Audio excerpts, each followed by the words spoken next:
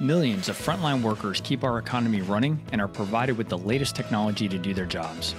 But digital adoption, especially by frontline workers, is really hard. This is Frontline Innovators. We explore how to overcome challenges and achieve success when we empower our essential workers. I'm Justin Lake. And I'm Gene Signorini. Together, we speak with experts who are leading the way and driving digital transformation to the front line. This podcast is sponsored by Skillful, on a mission to help frontline workers learn and use the technology needed to succeed in their jobs. I'm your host, Justin Lake, and I'm really excited about today's episode. Today's guest is a leader in change management and project management with specific experience in business process, IT service management, IT strategy, and management, and holds an ITIL certification. He's currently the ITSM change manager at Sage Therapeutics. Welcome, Corbin Kimberly. Welcome, Corbin. Thank you. I'm very excited to be here. Really excited to have you, and really appreciated the pre-podcast conversation that we had to prepare for today. So I'm really looking forward to coming over here. And I want to also tell the audience that this is, you are the second guest from Texas this week, which is awesome. So we had somebody from East Texas on the show earlier. Not sure if all these shows will come out at the same time, but it's fun. I've been able to interview some people from Texas and then from my original home state of New Jersey. So it's been fun to just be able to visit with people from all over the country. So it's been great. So I want to start off as we do with the show and ask you your perspective on what you think is the biggest challenge you see facing the deskless workforce today. What's your take on that? So the way I see it, and working, I actually had I work with a small company now, but I worked for a company before this for 26 years as a large soda company. And so they had a lot of frontline people. And I think the biggest problem that they have is when things come down to them on their iPads or their computer, any kind of those applications that they don't know about and they haven't heard about, and they don't understand how it works. Things, they've been using things for, some sort of application for a while and they got it down, and then they're at some sort of place where they're having to rush and get things done, and all of a sudden they open up their app and things have changed and they didn't know about it and they don't know how to run it. And so then they flood the help desk or the service desk with all sorts of questions. And then, at some point, some senior director, VP gets called, and, everyone's trying to figure out what's going on. So I think that's the biggest hurdle that they have out there in the field. It sounds like the way you've described that is perhaps a bit of communication gap on the front end of some of those changes. Is that a fair way to describe what you're explaining there? Exactly. So yeah, there's a big gap between where especially in a big company like that, getting the information, and even in a small company that I work for now, getting that information from where the programmers and the application and the infrastructure, all the IT people are working hard trying to make their world better, but they're not getting that information out to the frontline people to say, hey, this is better, this is how it works, this is, so I think that's where the gap is, and there's a big gap there that they aren't getting that information. Yeah, I have to say, since we've been doing this change management series on the podcast, and I've been very fortunate to make a whole bunch of new friends with, change management backgrounds, I've really been enlightened to learn how many things are really overlooked in many cases. I think that's been one of my biggest takeaways. And it really speaks to, I've heard a lot of folks that have been ProSci certified that talk about the ADKAR model and that awareness and desire phase. Before we even try to teach somebody how to do something, we need to raise the awareness and create that desire with the folks that we're trying to implement change with. And it seems to be such a common theme when we're learning from the folks in the podcast and in the real world, that that's really a big gap right now. And I wonder if you've got any experiences that you can share, or perhaps best practices about how maybe to solve that before it happens in large organizations. I say large organizations, I guess it could be smaller organizations too. Right, exactly. It can happen in any kind of size of a company. So I think the backline people that create these new changes to applications, new changes to infrastructure, they have their intention is to help out and to make it better. And a lot of times what's causing these changes are the people that are on the front line. They're saying, hey, they're sending in a ticket out saying, hey, it would be better if it worked here. And I think the assumption is, well, if I go out there and change that everyone's going to celebrate me, and I'm going to be, it's going to be great. It's going to be awesome. And they forget. It's exactly what they've asked for. Exactly what they've asked for, But that was one person, and that one person maybe in a specific place where they may not understand what all the other people are going through. And so all of a sudden it gets out there, and so what change management does, and what our intention is before something gets into the production world, we get in front of that, and we talk to all the stakeholders, not just the backline programmers and infrastructure, but we're talking to the senior VPs, the ones that's going to get a call at 3:00 in the morning that something isn't working right. We have all the stakeholders in a room. We call that our change board meetings. Everyone hates the CAB meetings. Everyone hates the CAB meetings, but that's important because that gets all the stakeholders in one room, and they can decide. They can talk about what the impacts could be to the end user. Hopefully, sometimes we even have end users, in the whole mix of that to say what, if they see anything. We make sure that it's a good time, that it's not going to be, when there's a lot of people trying to get onto the application at one time, like in the weekend or nights. When you have a big company like the company I worked for before, it's a 24-hour company, it's a global, so it's hard to do that. But we also make sure we have a whole list of things. We make sure that it was tested, and not just tested just for that one change, tested to make sure that nothing else has been updated. In fact, with my former company, we had a huge outage for an application that cost us, it's in the millions and tens of millions probably, because we had an application that went in, it was, they tested it, they tested to make sure that whatever change was working, it was great, but they didn't do a robust test to make sure that everything else didn't break. And it went out there to the production world, and it broke everything. And they were down for weeks. And because of that, the IT got a bad name. The users were very, anytime we tried to do any other changes after that, they were very scared about anything that going on. We had to, talk about change management. Went from who wants to go through change management to, hey, change management is the best, so, we look for those things. We look for making sure that there's a good backup plan. They, at that time that they actually said that they had a good backup plan, but obviously they didn't, and they couldn't back it out. And so that was a big deal. Things like that, making sure that there's proper communication, proper training of the end users, make sure that they understand what those changes are. And then we also have the help desk or the service desk also in our CAB meetings to make sure that they're understanding of when is this going to go in. Will this cause any kind of calls to the help desk that they'll have to field? Are there knowledge articles written to, in case there are issues that people that the help desk can look at to fix any issues that might come when they input that into the production world? Yeah.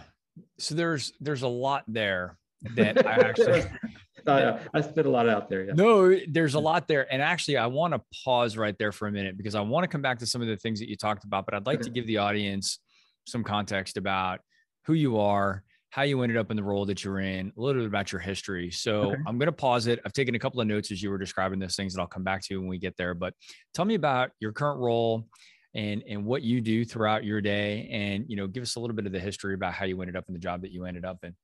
Okay. Well, first of all, so uh, I'm an old mainframe programmer, COBOL, JCL, all that stuff. And I was in applications, and then moved into operations of the mainframe world, which was really fun to do that. So I learned that whole background, and then I went for a little bit into batch scheduling for mainframe and mid-range type of thing. Yeah,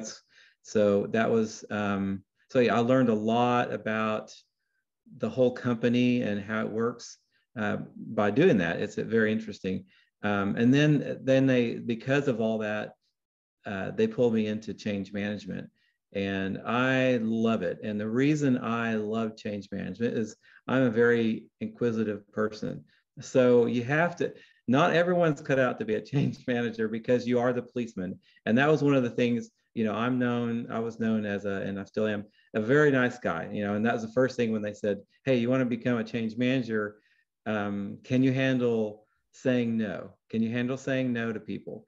And so that's one thing I had to work on, is saying, no, you can't put that in at 5 o'clock in the afternoon. We're going to wait till the weekend or whatever. Or just making sure that they're filling out all the forms correctly. So what I do on a normal basis is it's not just looking at the risk and everything. We also change management. It's a very controlled, in most companies, very controlled. There's auditors that look at what you're doing.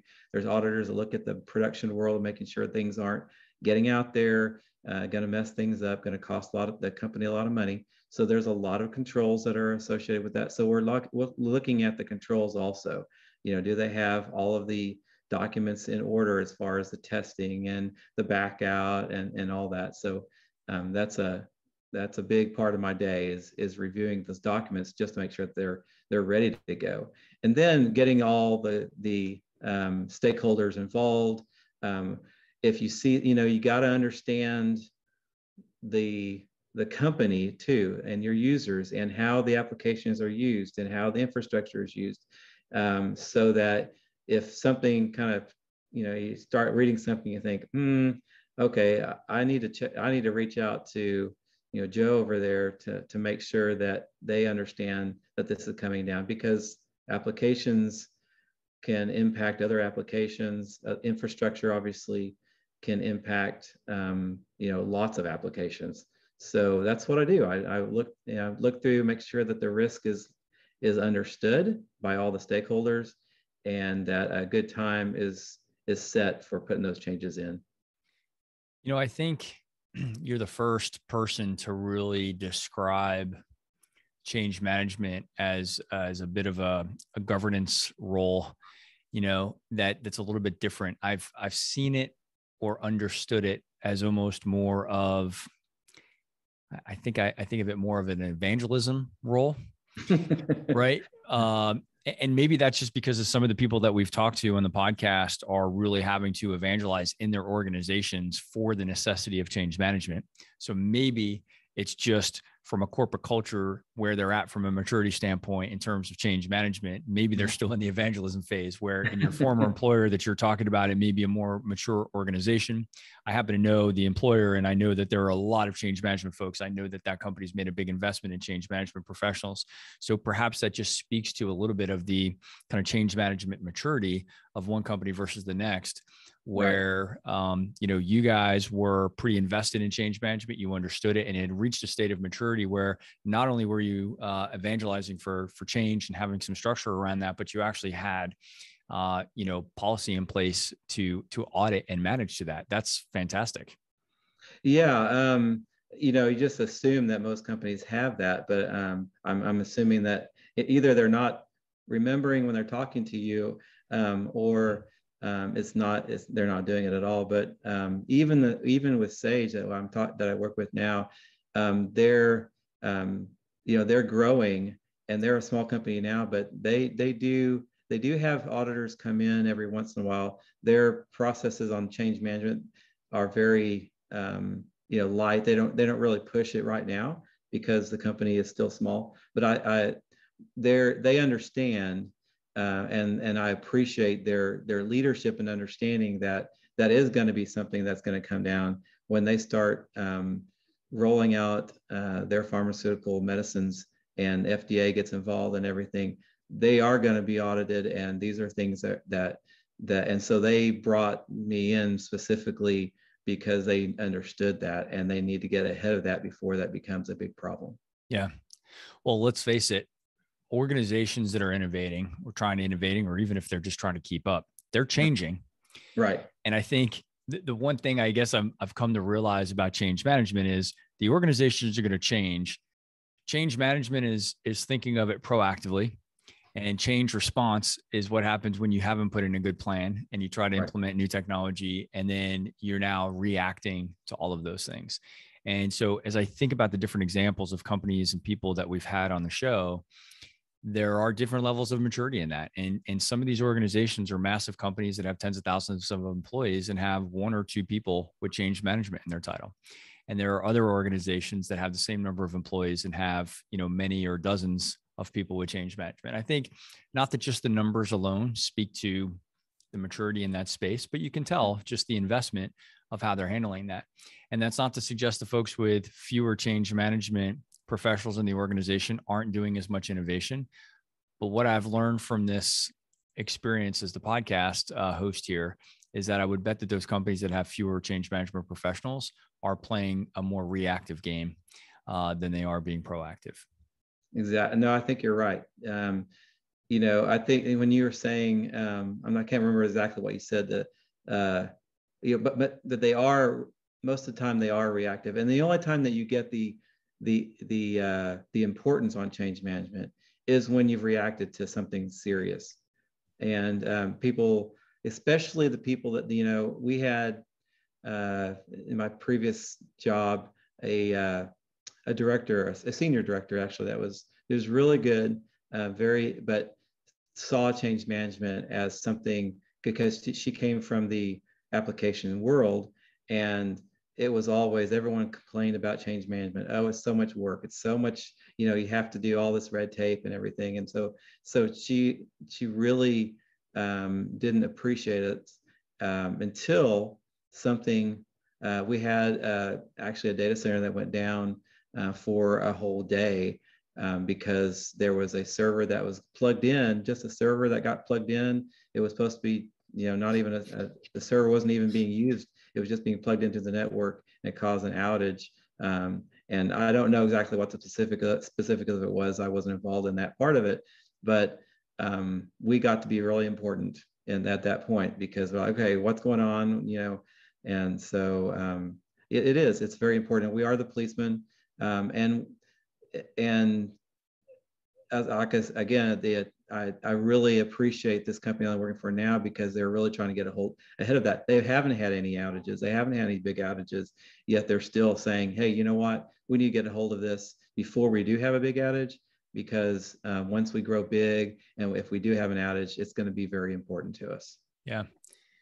We've talked a lot about that on my team in my day job, where, human nature is what human nature is. Right. And all of us have some level of stubbornness and perhaps, lack visibility to see how big a problem can be until we've experienced it. And so, many times we're a relatively small company working with massive companies. And, one of the things I think we always have an advantage of being on the outside of these large companies is that we talk to a bunch of different companies. And right. So I can learn experiences from company A. And when we come over to company B, we can say, hey, watch out for this thing. We've seen it before. Let's try to look for a plan to be proactive. But if company B hasn't experienced that firsthand, it's sometimes hard to evangelize a new way of doing things until they've experienced that pain. And so unfortunately, for maybe one go around, they have to go into crisis remediation mode first. And then, on the next project or the next major initiative, they're like, hey, we should really think about, doing something different this time. Right. But it's human nature. I'm not judging at all. But it is an observation that I've seen that it's hard to accept some of that risk if you haven't been through it before. Exactly. Yeah, you're right. If you haven't gone through it, if you haven't felt the pain, that's what we use that term a lot, until they feel the pain, they won't spend the money. So it's, but in the long run, I think the thing that saved a lot of that are the controls though. And you were talking about the controls before. The controls really force a lot of that, at least in the, how can I say this?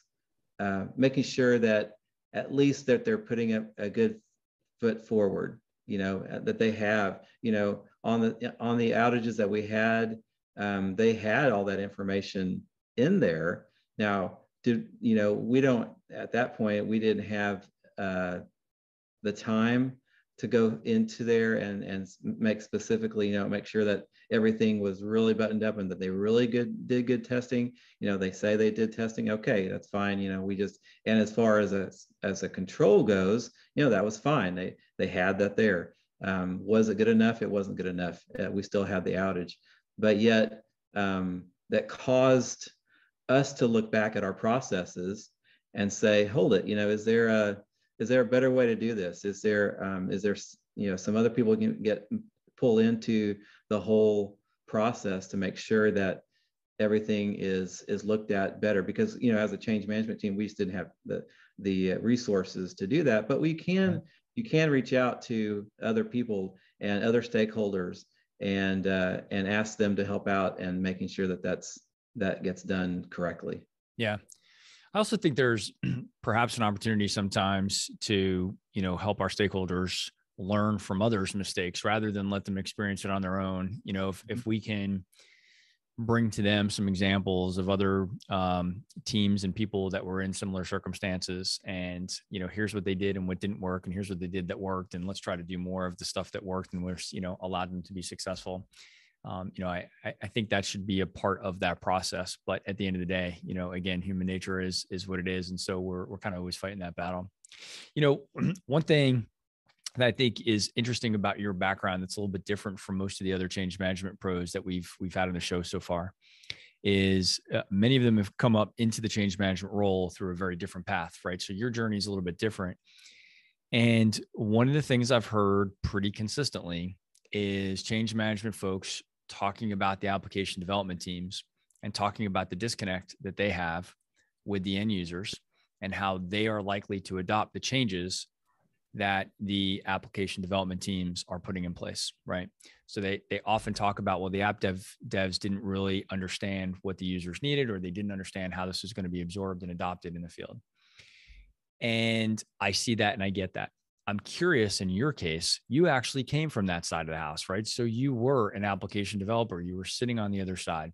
How has that influenced how you think about change management? That's a really good question. I think that's, the first thing that I think of is empathy. I understand the backline people, the application people understand their, they go into school, they take all the training, they do everything, and they go into a company thinking, I'm just going to program and I'm just going to do this. They don't, and I had to, a lot of times in our change management meetings, I had to say, hey, these people didn't sign up for change management. They didn't do that. So they're just trying to get their job done. They got these specs they got to do, and they got to program, and they got to put these servers in and everything. And that's what they thought that their world was going to be, and then all of a sudden there's these change management things that they have to do. So the first thing that I try to help is making sure that they understand. I understand where they're coming from. So I understand it's a lot of work, but in the training that I've done, and I've done a lot of training, is to make sure that they understand that there is, an impact to what they do. And the people in the field appreciate it when there's communication to them, that they understand what's going to happen. They understand if there's any training that they need to take, all that they appreciate that. So I really go into it, and we had thousands of IT people that I trained, throughout the years that I was there. And just to, they knew me because I worked in their field. So that helped a lot. So they understood, oh, there's Corbin. I can talk to him and he'll understand what I'm saying, to where some of the other change managers didn't really understand exactly what their changes were. Now, when it came to infrastructure, I was an infrastructure person. So, that was something I had to learn, but I understood the other side of it. So I guess to say that empathy was probably the best thing that helped me through that. And that's interesting. Actually, I think, correct me if I'm wrong here, but the empathy that you're referring to is you're empathizing for where the application developers, you're putting yourself in their shoes because you had spent a day in their shoes, right? Exactly. Many more than probably a day, which is really interesting because most of the time when we're having the conversation on the show about empathy, we're talking about it in the other direction, right? We're trying to bring empathy for the frontline workers and the experience that they're having in the mix. And I think part of the thing that I'm taking away from what you're describing is that successful change isn't just one direction, right? It's not just about the people on the receiving end of the change, because the change is really bidirectional or multi-directional, right? It's affecting a lot of folks in the organization. And what you just described is a scenario where if we're expecting the application developers to really understand the whole process, then we need to treat them with the same empathy or different empathy, unique empathy as to what we're doing with the frontline workers as well. Exactly. That was, I think a lot of people in ITSM specifically, not just change managers, but people in incident management and problem management, they're very focused on, I need to get this information in there. I need to get all this information. And the application people, they get kind of run over a lot. And so to have the empathy for that, but also to allow to have them understand that you understand where they're coming from, but you also have to do what you have to do. So that helps them. So when in that discussion, when you're having with upper management about change management and about the whole process, and to letting them understand that this isn't going to, we're not going to try to stop the process. I think a lot of people, even in the company I work for now with Sage, there's this, okay, is this gonna stop it? What if I have something at 3 o'clock in the morning that has to be put in? Do I just stop? It's like, that's the conversation you have to have. You have to say, no, you don't do that. We got to keep the company going. We got to keep it up. We got to keep it going. And I understand,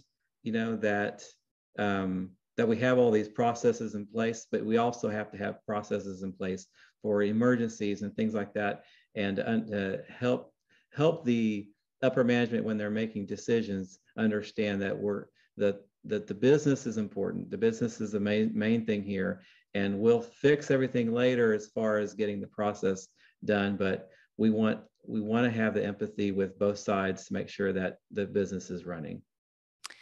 Yeah, I think that's one of the things that we see a lot with the clients that we work with in our I always refer to it as my day job,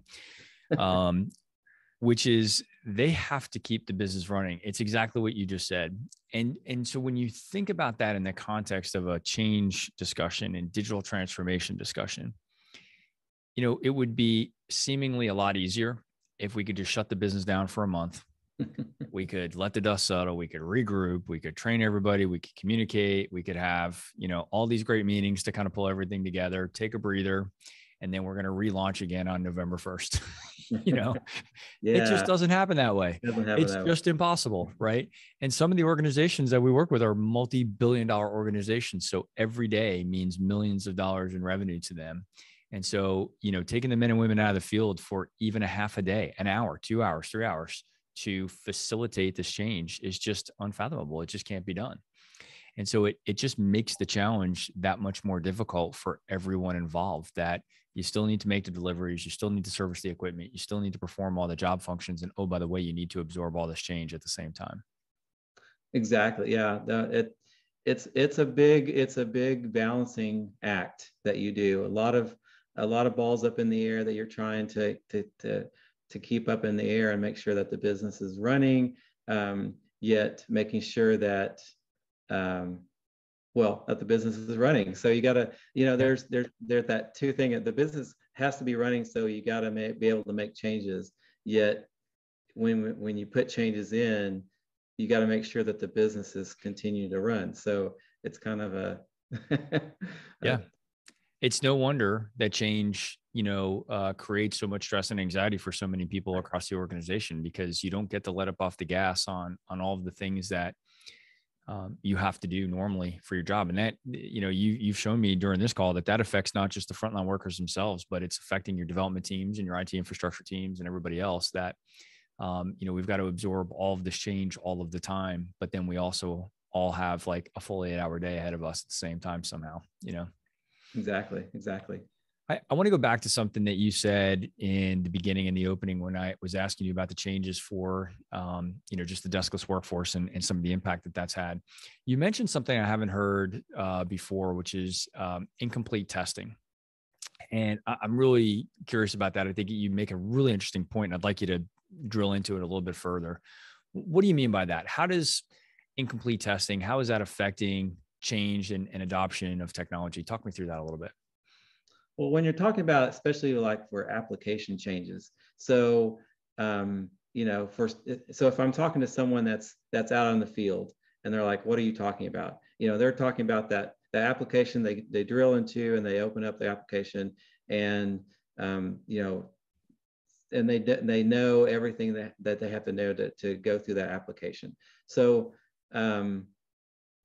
obviously, there's always room for improvement. So they're always updating that application and everything. So when it comes down, when someone tries to do a change to the application, they'll say, "Oh, I want an icon up here," or "I want this over here," or whatever. And so what happens in the testing is that they'll go in, they'll say, I want to put this up here, this icon up here, and they do it and they test it, and they only test to make sure that they see that icon up there. That's what I'm looking for. That's what I put in there. I put it in there, and that makes sense. You put it out, and all of a sudden you get all of this other information in there, and all of a sudden that button or that whatever is happening doesn't work right, or something just breaks and it just stops because it didn't have the robust testing, the regression testing to see what other things, to see what other things are impacted. Yeah. Regression testing, making sure. And when I say regression testing, I don't say that a lot because people don't understand what that means. Yep. And I'm glad you brought that up. So regression testing is putting a full load of test data in there so that it checks for everything that could happen. So how do you think that affects the frontline workers? Are you suggesting that just kind of stalls the process of the implementation, or do you think that there's an actual impact on the recipients of that change in some way? Well, it can have, as far as an impact, if they don't test it right and something goes out there. Like I said before, we had a situation where they didn't do the regression testing. Yeah. And there was data in there from production that wasn't in test. And so it caused the system to crash. And I don't know, like I said, I wasn't a part of the problem management of that to understand what exactly happened. Yep. But I do know that because of that, our questions became, did you test that, but did you regression test that? Did you make sure that there was enough test data or production data in the testing environment to make sure that it's going to work properly when it gets out there to production? Yeah. I think I've told this story before on the podcast, but I had an experience with a driver in a delivery organization, not unlike your former employer. And he expressed that he was anxious about the upcoming change that was going to happen in his organization. And I was trying to draw out from him why he was so concerned about this. And one of the things he said that's just stuck with me is when something doesn't work right, I'm the one standing out there in front of the customer and I feel like I'm on an island. Mm-hmm. And that was such a powerful statement to me. It just, every day, I think I must think about that scenario. The island visual to me was a super important thing, because when we have men and women that do their job away from our offices, they're out in the field somewhere, they're doing deliveries, they're fixing equipment in the field and stuff like that. They have the added burden of having to suffer through some of those technology changes very much on their own. And while they may only be a phone call away, or a support ticket away, they're standing in front of the customer, trying to be the face of our company to that customer. And here they are having some kind of glitch with the solution.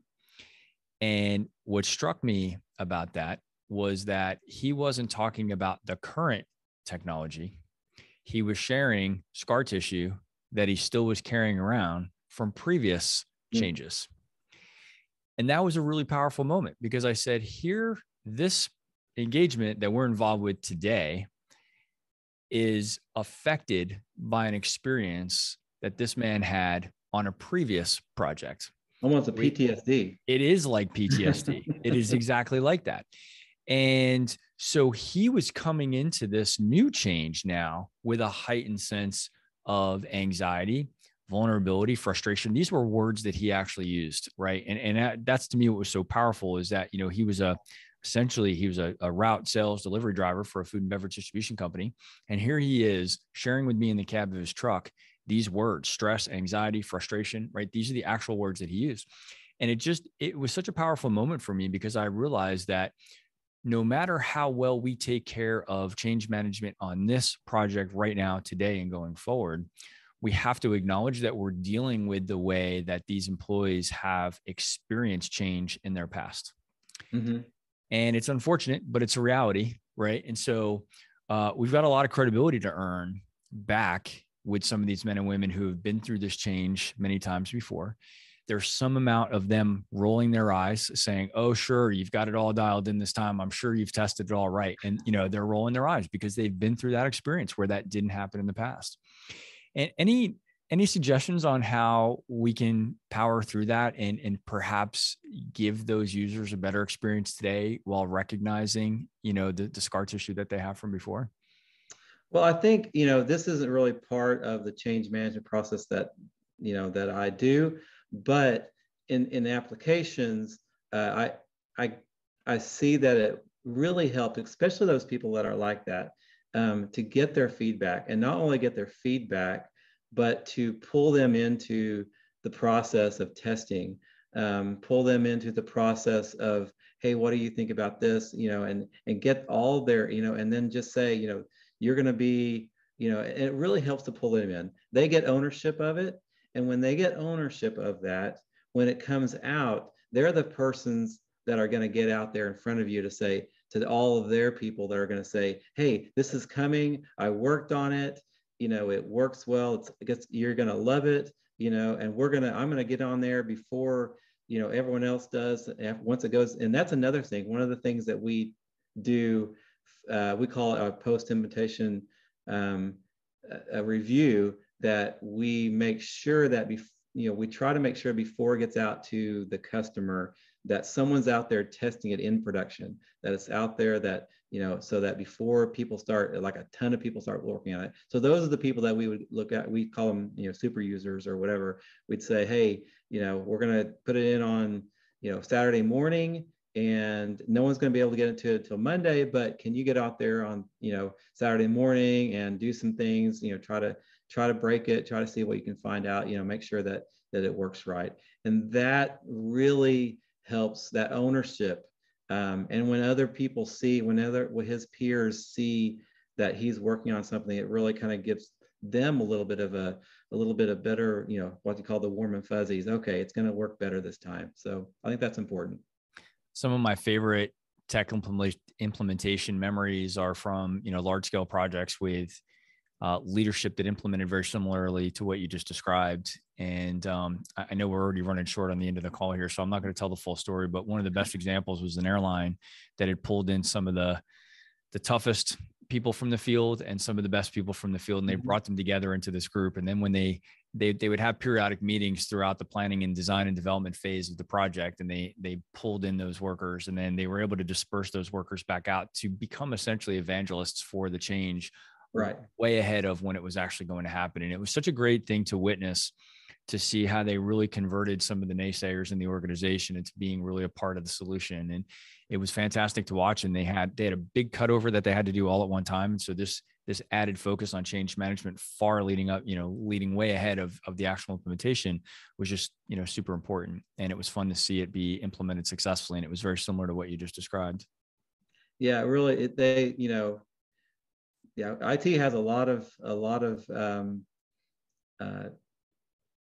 I don't know how to say it, but it does have a lot of going back and making sure that the users are okay with everything. So I think that's a good story. Yeah. Yeah. What do you think, or do you think that change management strategy and tactics should be the same for frontline workers as they are for other kind of corporate employees that do their job primarily at a desk with a laptop or desktop, versus those men and women who are out in the field or out working in DCs in the supply chain and logistics operations using primarily mobile devices? Are the strategies and tactics the same for both of those? Yeah, I mean, we use, we don't really discriminate against, or I say discriminate, but there's no real difference between the users. In fact, some of the biggest impacts, if it, that's the first thing you ask for when you're trying to find out who's impacted, because they'll say, and I had so many examples where, you'd have, oh, we're just changing this, and then you find out, oh, by the way, the CEO uses that, and if he doesn't have access to it, he's going to be really mad. So you got to make sure you understand who is going to be impacted by this. It could be, we had at my previous company, we had certain times when the accounting people had to have access to the system. So during that time, you'd have blackouts, and you can't make changes during that time because they are heads down. They got a deadline, and they can't have any slowdowns. They can't have the networks bogged down. We can't have any changes during that time. Obviously, some companies like my previous company, Christmas and all those times are big times for soda companies and chip companies to make money. So they say no changes during that time. But the whole company, it doesn't matter if they're the person going to the stores, or if it's someone in corporate. Every job is important, and that person that's getting impacted, it's important to them, and and in fact, the people that are in the corporate headquarters usually can get those escalated pretty quickly. Right. Yeah. No, it's really interesting the way you kind of described that. And I think what we're seeing as we talk this through on the podcast series is just that there's such an individual element to change management, of thinking about, I think coming into this series of conversations, I've really thought about it more as a group dynamic. And I think what I've learned from a lot of the change management pros that we've talked to here is, of course, there is still a group element of this, because we are dealing with, a large number of employees, but that at some point we've got to bring it down to the individual and say, how is each individual impacted by this? And the strategies aren't necessarily different, but they may learn in different ways, and they may absorb, content in different ways and things like that. And so we've kind of got to build the process for the individual and the group at the same time, and it's your role is very challenging, obviously, as a result of that. It is very challenging. I love it. Well, that's actually what I wanted to ask you next. My very next question is, what do you love most about working with technology? And I'm excited to hear your answer, because you have a background as a developer all the way up to now as a change management professional. What do you love about working with technology? So in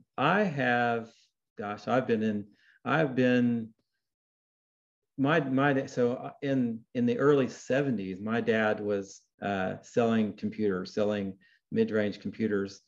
So I got a really big taste of that when I was young. And just the um, I don't know what it's about technology. I love all of it, and I love being a change manager because you get to hear about everything. I mean, as a change manager, you're hearing about all the new stuff, all the things that are going on. That's kind of why I like it so much, because I like to understand what's going on in the whole company, and what one little change can really impact so many people, and hopefully it's a good impact. And most of the time, it is a good impact, and that's what we're here for. That's what we're trying to increase the user experience and also make money for the company. So that's all. As a technology person, I think that's what drives me. Improving the employee experience and making money for the company shouldn't be seen as mutually exclusive, right? You should be able to do both. And I think that's one of the things that we really advocate for is just, or just remind ourselves and our clients that the user experience can be improved, the employee experience can be improved, and we can still reach the business objectives. In fact, we're probably more likely to reach the business objectives if we spend a little time proactively thinking about the user experience, right? The employee experience. And those are lessons that we can learn from the consumer technology space, right? All of these consumer platforms, Netflix, Amazon, Facebook, all these platforms that we use spend a lot of time thinking about our user experience, and they've got it dialed in perfectly. And so there's very little friction with our use of those platforms. And if we applied some of the learnings to the employee experience of our tech innovation to what we draw from the consumer markets, we would actually be better able to achieve the business results at the same time, right? Employees are people too. And their interaction with the technology, the smoother it is, the less friction there is to them adopting that technology, the more we can plan and communicate and all the things you've talked about today, the better those innovations will be adopted, and therefore the results will be better in the organization. Right. Yeah. And the more money you make. That's exactly right. It's exactly right. What are some of the disadvantages? Anything come to mind about some of the disadvantages of working with technology that maybe get under your skin or frustrate you? About technology, I guess, if you're going to talk about something that's a kind of a downer sometimes with technology is seeing, because in tech, you kind of hear about things that go on before things happen. So plants that get better technology yet use less people, that can be, kind of a downer, that's coming, that people are going to be, losing their jobs because of the technology. And you just hope that they can, go somewhere else and get, do the same thing. But that's kind of the worst part about technology. Yeah, that's interesting. And yet, right now, it seems that most of the clients that we're talking to, the companies that we're talking to, are really struggling with the other side. They're struggling to get enough people to do the jobs that they need alongside the technology. So many of these jobs will require the use of technology, but the tech hasn't been used to replace those roles. At least right now, it seems that the clients we're talking with are really struggling to ramp up and fill out their teams. They've all got a backlog of hiring that, they're trying to fill out those roles. So that's encouraging for the moment. Right. And, it doesn't have to put such a black eye on tech innovation for, the efficiency gains that you're describing before. So that makes a lot of sense. Well, we're coming up to the end here. And for suffering, through the podcast with me for 45 minutes, you are officially now extended an invitation to come join the rest of the group on a new community that we have just formed literally in the last couple of days called the Frontline Innovators Council. And I know you and I have touched on this briefly, but for the rest of the audience who isn't aware, all of the guests of the Frontline Innovators podcast will be invited to participate in a private group that we've set up now on LinkedIn called the Frontline Innovators Council.